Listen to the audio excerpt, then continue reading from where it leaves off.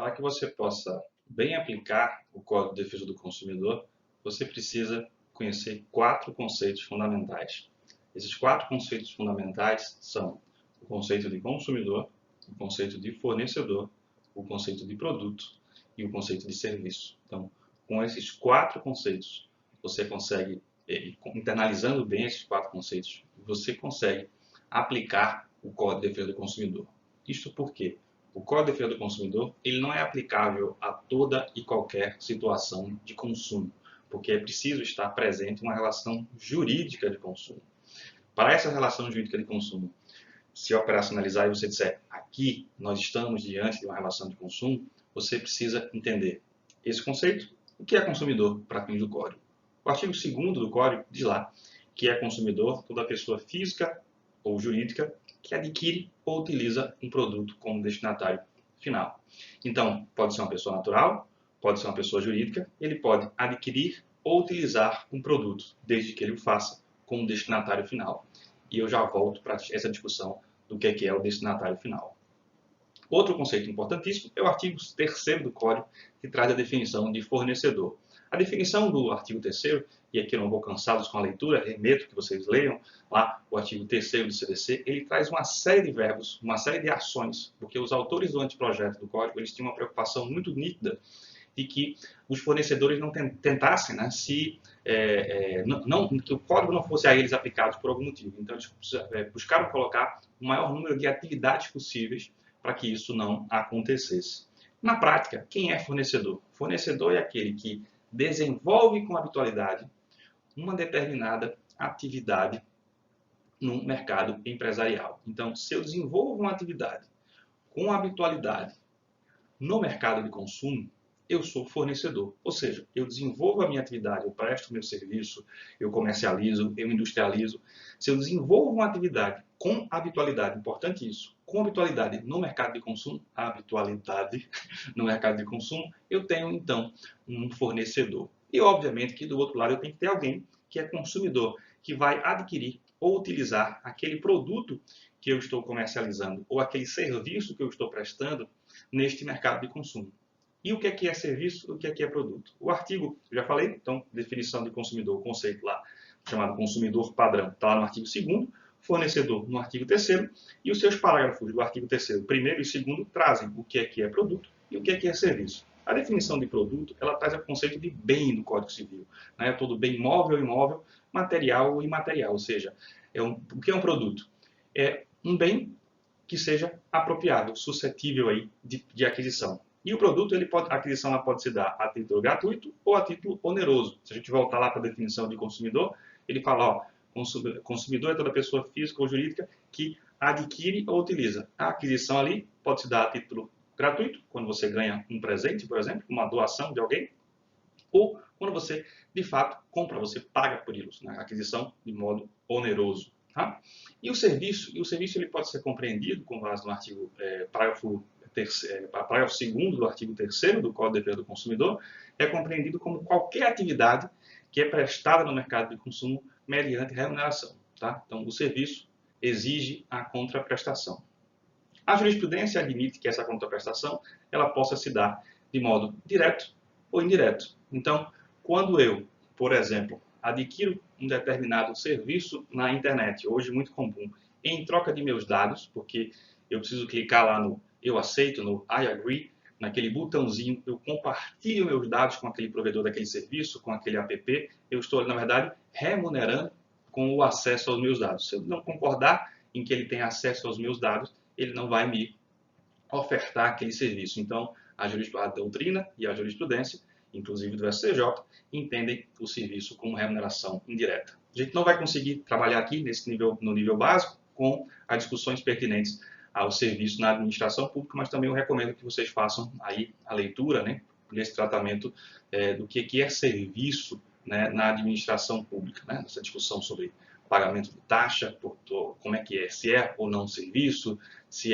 o SUS pode ser ou não, por exemplo, uma relação de consumo, né? Temos precedentes aí do STJ nessa linha, inclusive eu tenho uma leitura crítica aos precedentes mais recentes, mas não dá para entrar aqui. Então, serviço, regra geral, é aquela atividade desenvolvida no mercado de consumo, mediante remuneração, lembrando bem que essa atividade deve ser uma atividade remunerada, comportando a remuneração do tipo indireta, inclusive para efeitos da internet. E fechando aí esse conjunto de informações, a gente tem justamente consumidor de um lado, fornecedor do outro, e você tem então aí produtos ou serviços. Caracterizada está a relação de consumo.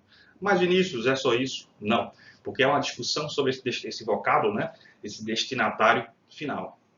Existem três correntes. Eu vou tentar aqui ser o mais objetivo e mais reduzir ao máximo aqui a complexidade, porque a ideia aqui é um curso rápido, é um curso de nível básico, é um curso de nivelamento. Então, são três teorias, tá? Primeiro a gente tem a teoria maximalista, teoria finalista e a teoria finalista mitigada. Vini, qual destas três é a dominante? O que é que eu vou fazer? Calma aí, segura um pouquinho, vamos entender as três primeiro. A teoria maximalista é aquela que entende que aquele que retira o produto do mercado de consumo, ou o serviço que é dele prestado, ele é consumidor e ponto final. O produto foi prestado do mercado de consumo? Foi. Aquele que retira do mercado de consumo é considerado consumidor, pouco importando o uso que ele vai dar àquele bem. Vem a teoria finalista e diz, opa, veja, o código diz lá que para ser considerado consumidor ele tem que ser destinatário final. Se ele retira do mercado de consumo, mas ele vai dar um uso econômico àquele bem, ou seja, ele vai prestar um determinado serviço com aquele bem, ele não pode ser considerado consumidor. Ou seja, a teoria maximalista tem esse nome porque ela alarga o conceito. A finalista é mais restritiva, ela olha para o uso que aquele que retira do mercado de consumo vai fazer do bem. Se é um uso econômico, aquele produto ou aquele serviço entra como um insumo na atividade econômica daquela pessoa, ele é fornecedor e aí não poderia ser considerado consumidor, ok? E aí vem a terceira via, a teoria finalista mitigada, ou como diz o professor Bruno Mirage, finalismo aprofundado. Vem essa terceira via e diz o seguinte, olha, é preciso analisar caso a caso, porque a pessoa jurídica muitas vezes vai estar adquirindo um produto ou um serviço e com a sua destinação, dando a destinação logo econômica, porque é da sua atividade empresarial, mas diante daquela circunstância, quem é ele, né? Diante daquele fornecedor. Então, ele merece a proteção do consumidor. Em que aspecto? Quando for reconhecida a vulnerabilidade. Então, a vulnerabilidade é um conceito-chave para que se caracterize a teoria finalista mitigada, que pode se dar com a vulnerabilidade técnica, né, jurídica ou econômica. Basicamente, a vulnerabilidade técnica, jurídica ou econômica. Alguns doutrinadores incluem outras mais, mas vamos ficar por aqui com a vulnerabilidade técnica, jurídica ou econômica. E aí ela pode ser uma ou outra, não precisa ser as três coisas ao mesmo tempo. Então imaginemos uma pequena empresa, uma empresa de pequeno porte, uma empresa familiar, né, que toma um empréstimo com juros de mercado num banco. Poderia ser considerada consumidora para fins do código, e aí, dentro dos critérios da vulnerabilidade, poderia se caracterizar que sim, ela é considerada consumidor, diferentemente de uma empresa de grande porte que toma, por exemplo, um empréstimo com juros reduzidos no banco público. Essa você não conseguiria encontrar aí a vulnerabilidade, ok? Então, basicamente, para a caracterização da relação de consumo, tentando ser o mais objetivo possível, mas muitas vezes eu não consigo, mas eu espero que eu tenha esclarecido para vocês aí esses 4 conceitos fundamentais e trazendo aí as teorias em relação ao conceito de consumidor padrão, ok? Vou ficar devendo nesse curso básico o chamado consumidor por equiparação, tá? São situações em que você não adquire e não utiliza o produto ou serviço e mesmo assim você ainda é considerado consumidor. Eu vou tratar desse ponto especificamente, não de tudo, mas vou tratar desse ponto especificamente mais adiante, quando a gente for tratar da responsabilidade do fornecedor. Tá bom, pessoal? Obrigado por enquanto e até daqui a pouco, né? Até a próxima aula.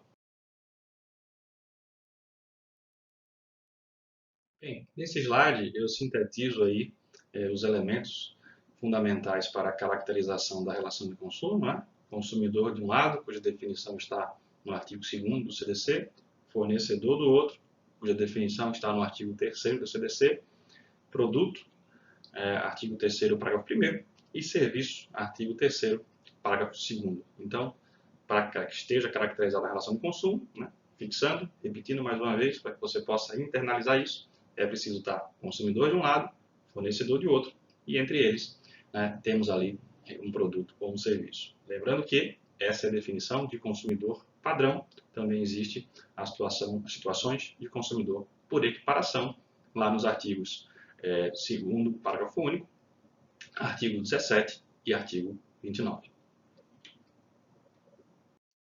Bem, aqui, como eu já falei anteriormente sobre a teoria finalista mitigada, eu queria trazer um exemplo, né, trazer uma decisão do STJ, uma decisão relativamente recente, de 2017, que aplica a teoria finalista mitigada quando a parte, embora não seja destinatária final efetiva do produto ou do serviço, ele aplica, né, a teoria finalista mitigada, ou seja, caracteriza aquela relação como sendo uma relação de consumo, por quê?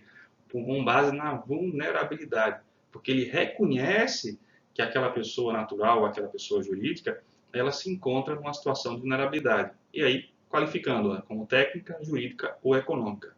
Ou seja, o STJ reconhece de modo corriqueiro a teoria finalista mitigada, ou como prefere o professor Bruno Mirage, finalismo aprofundado, em que aquela pessoa, física ou jurídica, que mesmo que adquira um produto sem ser destinatário final, ou seja, que ele entra como insumo para a atividade dela, deve ser considerada consumidora se ela estiver em situação de vulnerabilidade em relação ao fornecedor.